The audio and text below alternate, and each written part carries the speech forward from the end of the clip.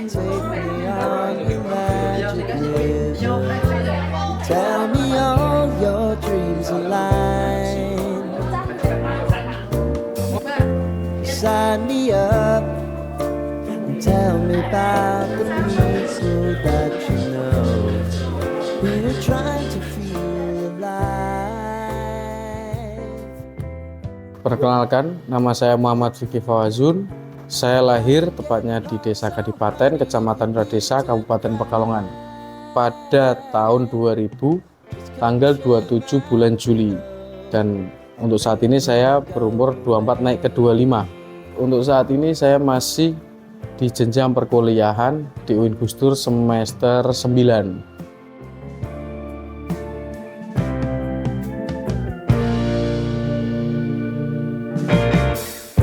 I wanna hear about everything you're ever thinking.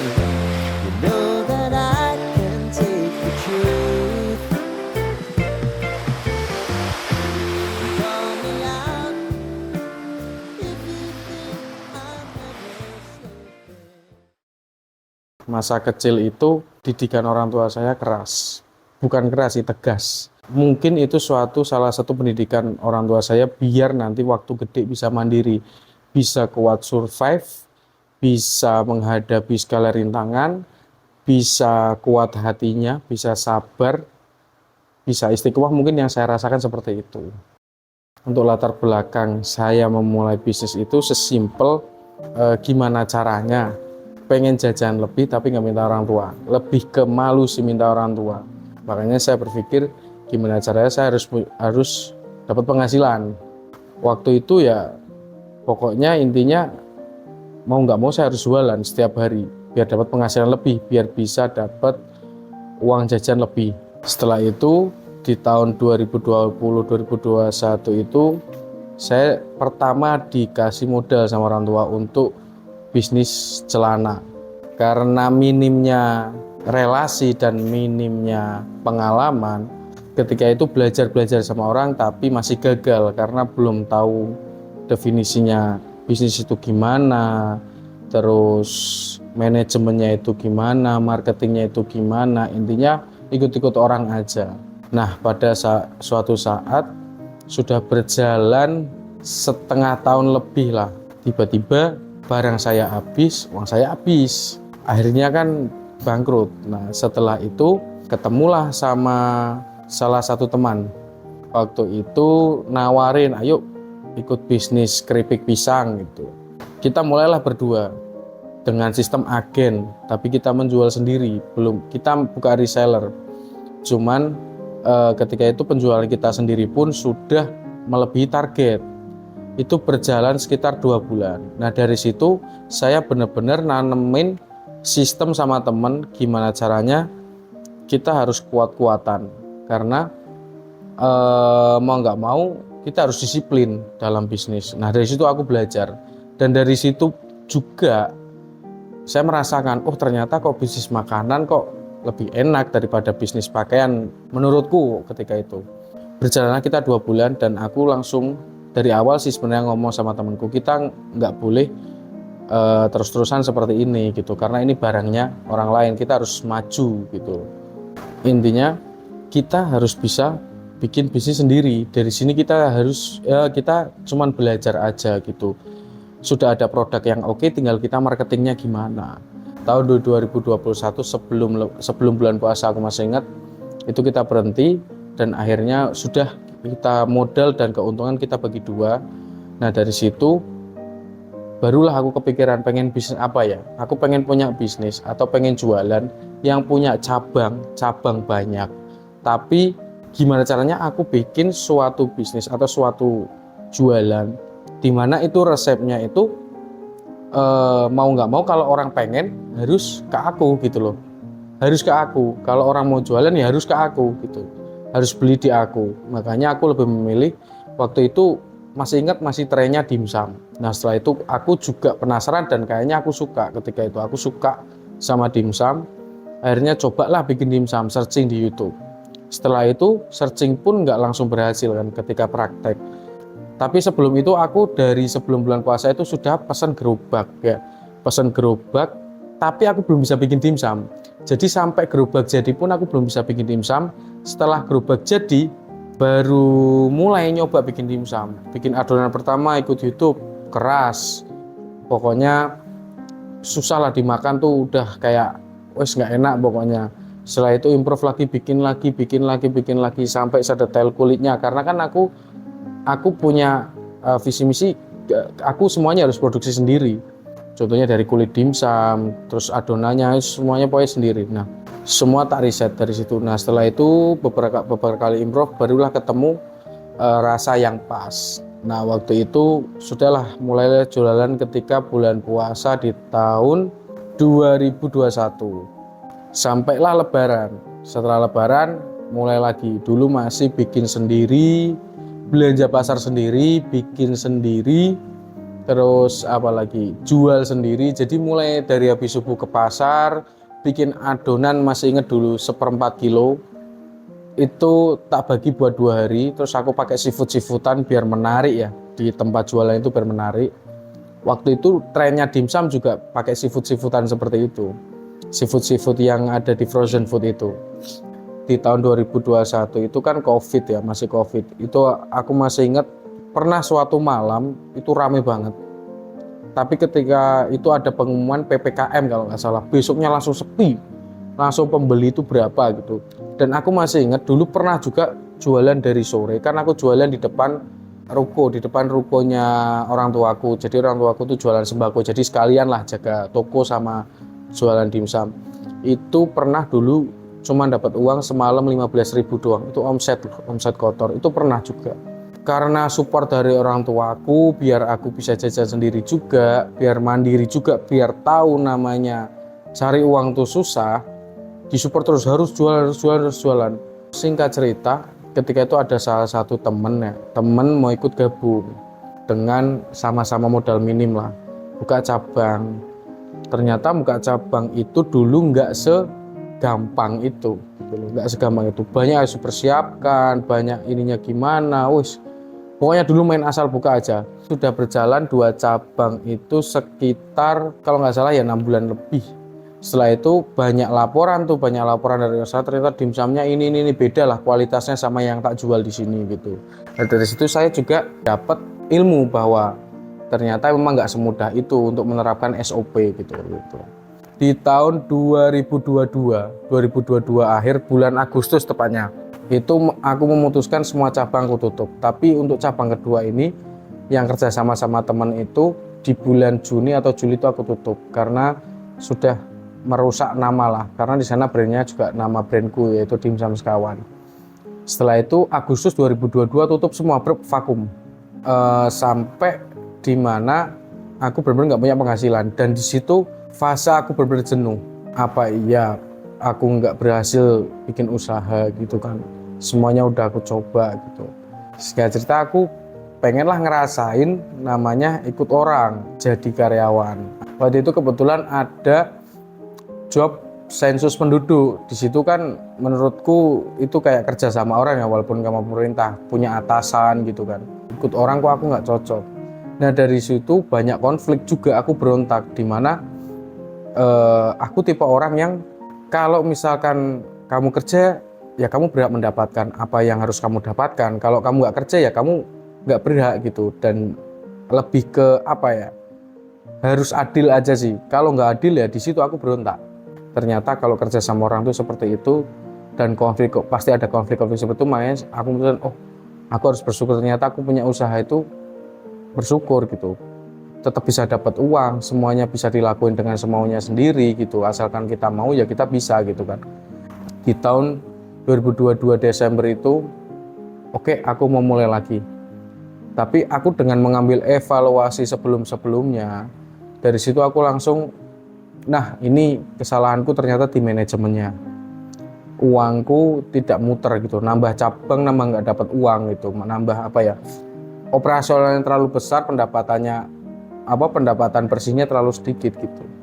Jadi waktu itu benar-benar langsung aku sadar aku nggak bisa sendiri. Aku langsung ngerekrut karyawan, tim, gimana temen sih, temen mau bantu nggak aku gitu, tak gaji kecil dulu waktu itu, lupa aku, pokoknya tak gaji kecil semampunya aku ya gitu. Itu aku belum ada penjualan, tapi apa ya, sudah, karena aku memang sadar aku nggak bisa sendiri, maksudnya ketika aku sudah ngelakuin semua sendiri, aku harus punya tim gitu untuk mensupport gitu, contohnya tim multimedia, untuk tim rekapan keuangan, untuk mencari celah-celahnya seperti itu. Nah ketika itu, tapi dia masih tanggap apa ya, ke teman, tapi udah kayak tim lah, mau bantu lah, digaji berapapun dia mau gitu. Dan aku nekat ngambil bank waktu itu berapa ya, 10 juta kalau nggak salah. Sehingga cerita, sudahlah kita mulai jalan di cabang Wiradesa. Pokoknya outletku pertama tuh di Wiradesa. Jadi paginya bikin dimsum, sorenya prepare untuk jualan, malamnya setelah jualan itu jam 10 jam 11 itu kita benar-benar cari yang namanya HPP-nya berapa, keuntungannya berapa, untuk saus berapa, sistem manajemen lah. Untuk sistem manajemen itu benar-benar kita cari. Berapa hari ya? 3 hari barulah aku menemukan sistem. Tak praktekkan selama 1 tahun, sehingga cerita di cabang Wiradesa.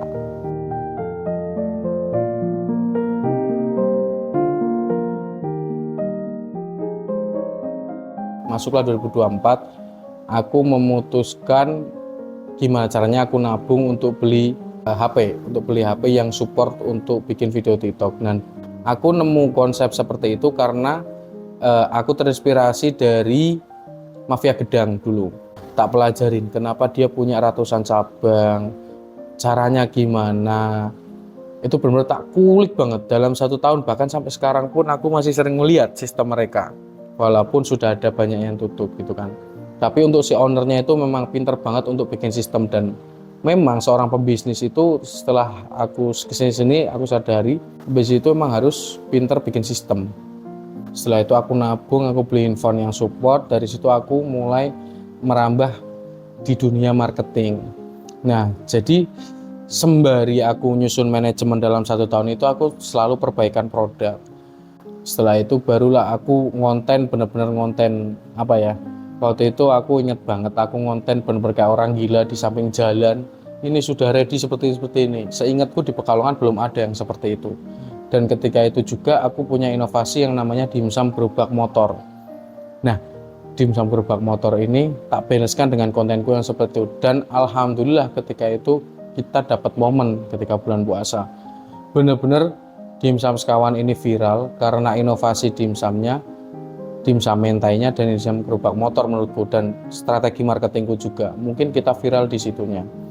Nah dari situ benar-benar viral, pesanan overload sampai di titik bulan habis lebaran mau jualan tuh nggak bisa karena kehabisan stok. Wah viral itu, orderan di mana-mana. Wah pokoknya alhamdulillah lah, kayak Allah itu Tuhan itu ngasih rezeki bener-bener nggak kira-kira waktu itu. Nih tak kasih, wah bener-bener aku bersyukur banget. Setelah itu mulai banyak permintaan franchise, tapi waktu itu aku masih sama temanku yang nemenin aku yang mitra Wiradesa itu. Jadi outletku waktu itu baru 2, Wiradesa dan Jenggot. Setiap malam aku ngonten Wiradesa Jenggot. Badan itu udah namanya meriang itu wis hal pasti itu.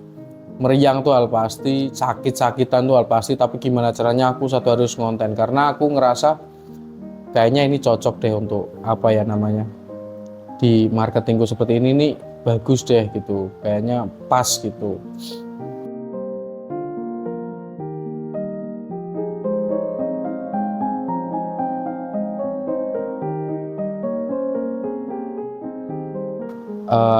Biasalah kalau bisa dikatakan ratusan orang sih waktu itu yang nanya ke aku, dan yang deal kan paling 1%-nya, enggak ada 1%-nya.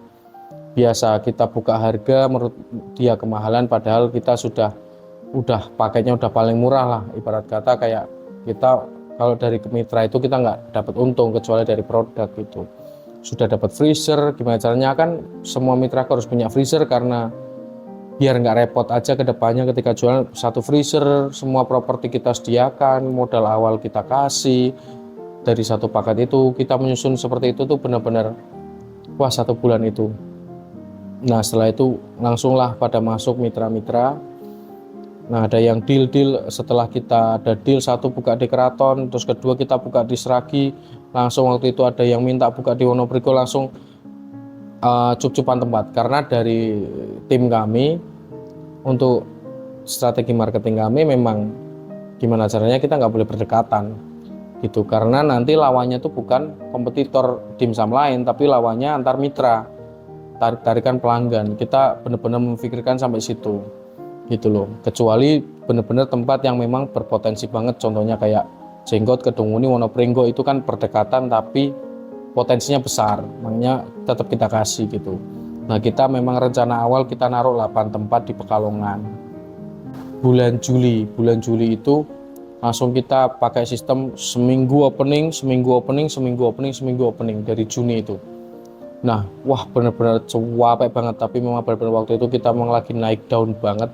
Ya orang mungkin ngomongnya viral, tapi menurutku ya aku benar-benar lagi dikasih rezeki sama yang di atas, dikasih kelancaran, dikasih apa ya, dikasih pokoknya dikasih semuanya sama yang di atas. Sampai kita sampai sekarang itu, sampai luar kota, sampai di Tangerang, udah ada di Batang, udah ada 10 cabang lah intinya seperti itu.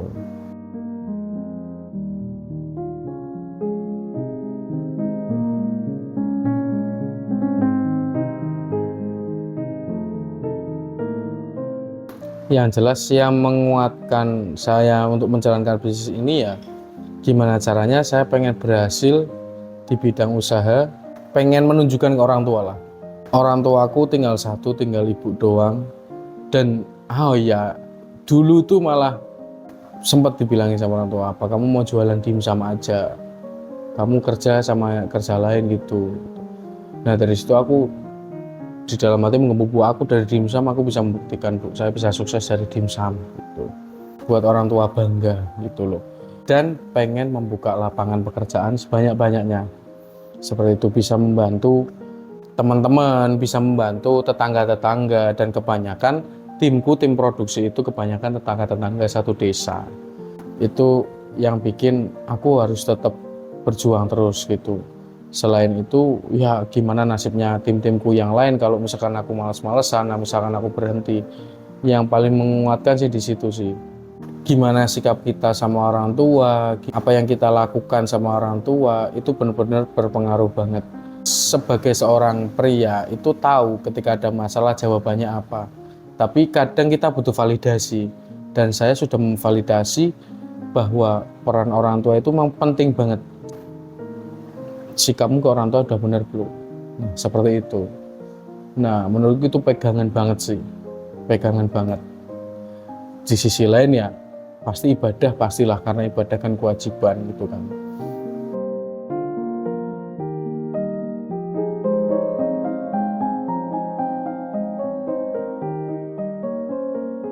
Nama Dimsum Sekawan ini ada gara-gara yang pertama toko orang tua saya tuh namanya Sekawan Putra, karena memang anaknya ada 4. Itu berhubung aku anak keempat juga kan, jadi ya udah kasih nama itu aja. Dan aku ngecek di mana-mana belum ada si Dimsum Sekawan, makanya aku pakailah nama itu.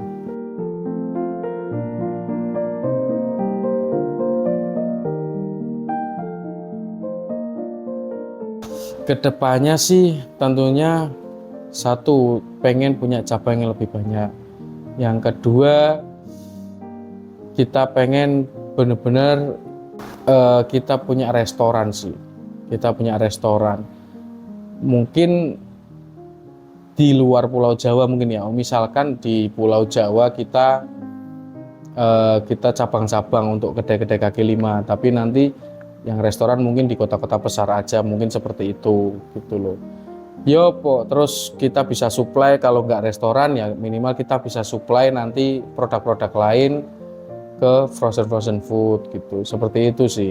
Untuk mitranya kita kembangin lagi, untuk mitra-mitra yang sudah ada kita kembangin lagi, untuk menunya variatif, biar lebih sustain aja sih. Menurutku masih prospek banget, masih menjanjikan, dan masih bisa kita kembangkan gitu. Tergantung orangnya sih Mas. Orang bilang nggak prospek itu tergantung orangnya, berarti dia patah semangat. Tapi kalau kita optimis terus kita cari jalan yang dimana orang itu sulit, dimana itu orang itu sulit untuk kita harus bisa jebol itu. Contohnya kayak aku dimsum mentai bawa ke outlet, setauku dulu, seingatku dimsum mentai yang dibakar itu ndak ada di outlet, adanya di rumah. Waktu itu aku bener-bener gimana caranya di outlet harus ready, aku keluarin aku di outlet, digerubak. Ya memang ribet, tapi hasilnya kan alhamdulillah. Dan aku juga pernah ngomong sama salah satu timku itu dulu, yang tak ajak dari awal, ini suatu saat bakal meledak. Ternyata alhamdulillah 1 tahun ke depan, ternyata memang meledak.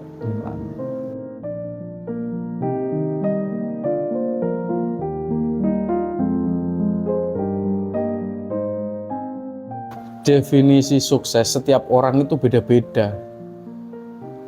Ada orang yang bilang, aku itu Vicky udah sukses, sudah punya pekerja banyak, cabang banyak, dan lain-lain gitu. Menurutku sendiri ya, definisi sukses itu sudah dimana kita, kayak aku sendiri punya bisnis yang sustain, yang benar-benar bisa berjalan tanpa aku maintenance langsung setiap hari. Satu lagi ya, sudah bisa membanggakan orang tua, sudah bisa, ya salah satunya yang kelihatan aja lah, banggakan orang tua, terus bisa senang orang sekitar, bisa bantu teman, bisa lain sebagainya seperti itu sih. Itu hal yang lumrah lah, tapi yang paling ini di aku sih masalah bisnis itu. Yang terakhir, wassalamualaikum warahmatullahi wabarakatuh.